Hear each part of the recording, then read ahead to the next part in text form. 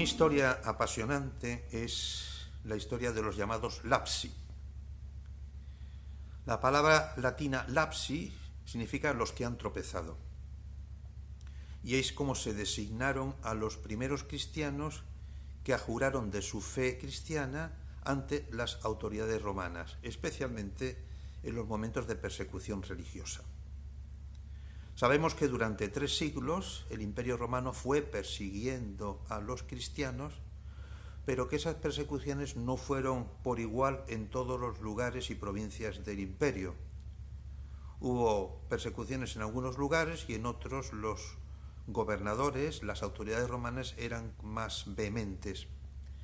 Solamente hubo 2 momentos en el que especialmente se recrudecieron esas persecuciones contra los cristianos, y esto tuvo lugar con los emperadores Decio y Diocleciano.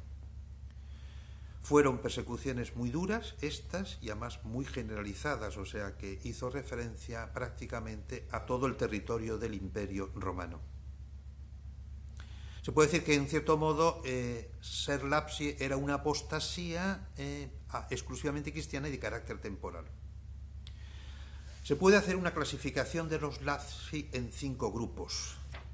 Los primeros son los que se llaman los sacrificati, que eran aquellos que lo único que hacían era hacer un sacrificio a los dioses romanos o a la imagen del emperador, y con eso conseguían, pues, evidentemente, salvar la piel.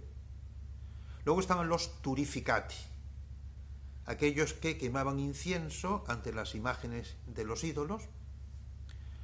Luego hay otros que son los libellatici, que eran aquellos que obtenían un certificado. Era como, ahora podríamos decir, un certificado de buena conducta, pues era el certificado por parte de la autoridad en la que constaban que habían ajurado del cristianismo porque habían hecho las ofrendas a los dioses.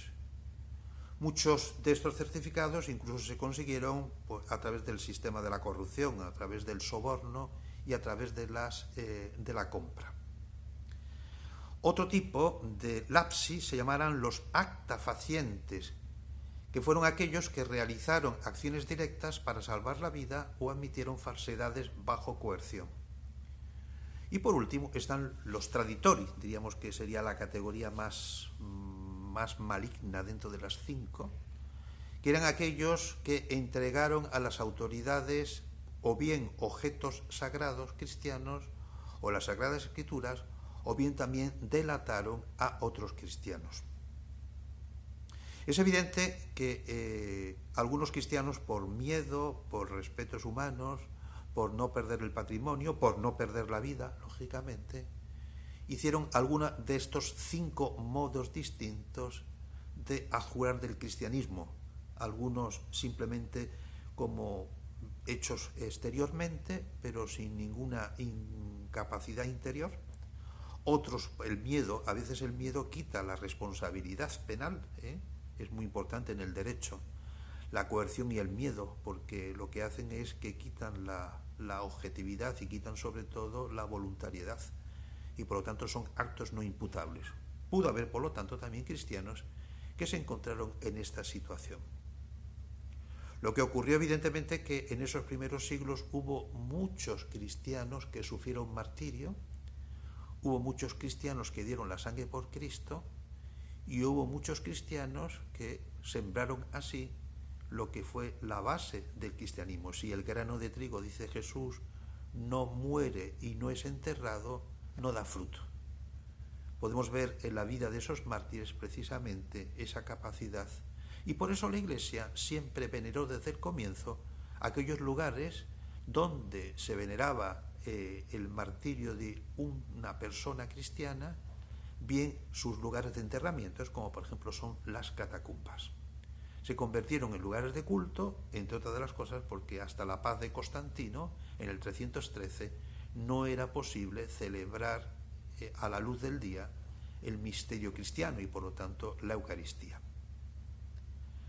Quería sobre todo subrayar un tema, porque cuando decimos, por ejemplo, la expresión traditori, o sea, aquellos que delataron a otros cristianos, claro, eso provocó una profunda división dentro de la Iglesia.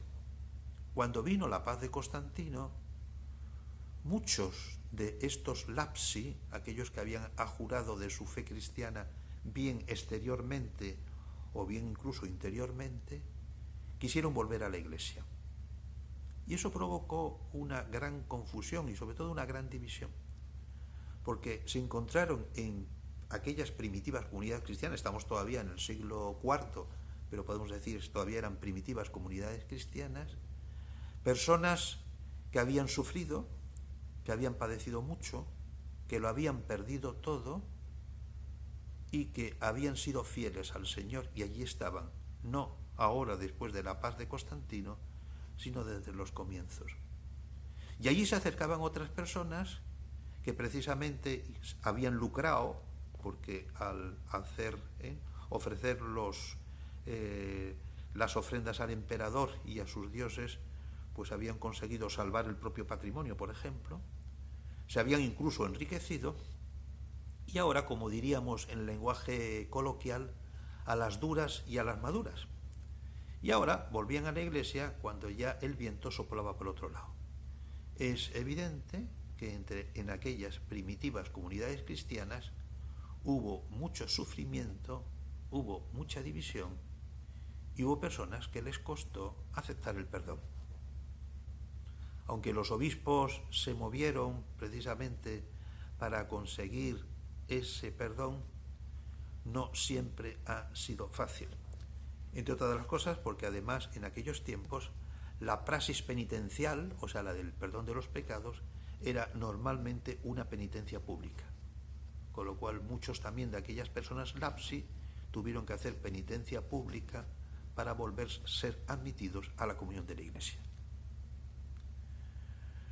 Hoy, y han pasado 20 siglos, 19 siglos, 18 siglos de los momentos que estamos relatando de esa historia de los lapsi, también hoy hay mártires en la Iglesia, muchos cristianos perseguidos. Pensemos, y te voy a leer unas palabras del Papa Francisco, en Oriente Medio, cristianos que deben huir de las persecuciones, cristianos asesinados por los perseguidores. También, dice el Papa, hay aquellos cristianos que son expulsados de forma elegante, como con guante blanco, y también esto es una forma de persecución. Hoy hay muchos testimonios, más mártires, y esto no lo perdamos de vista, hoy hay muchos más mártires que en los primeros siglos de la historia. Hay persecución de cristianos, no solamente en el Medio Oriente, sino en tantos lugares del planeta. Y existe además otro tipo de martirio al que me quería referir. Además de esos mártires que entregan la vida por Cristo, están aquellos mártires que viven inmersos en medio del mundo, en la vida cotidiana, y que son mártires precisamente porque son personas que viven su fe cristiana con coherencia.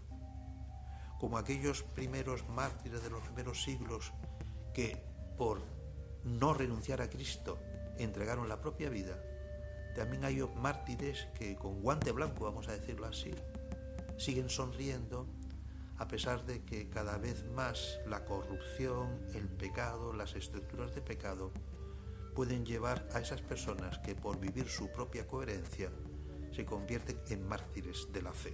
No nos olvidemos, y con esto concluyo, que martirio significa testigo en griego.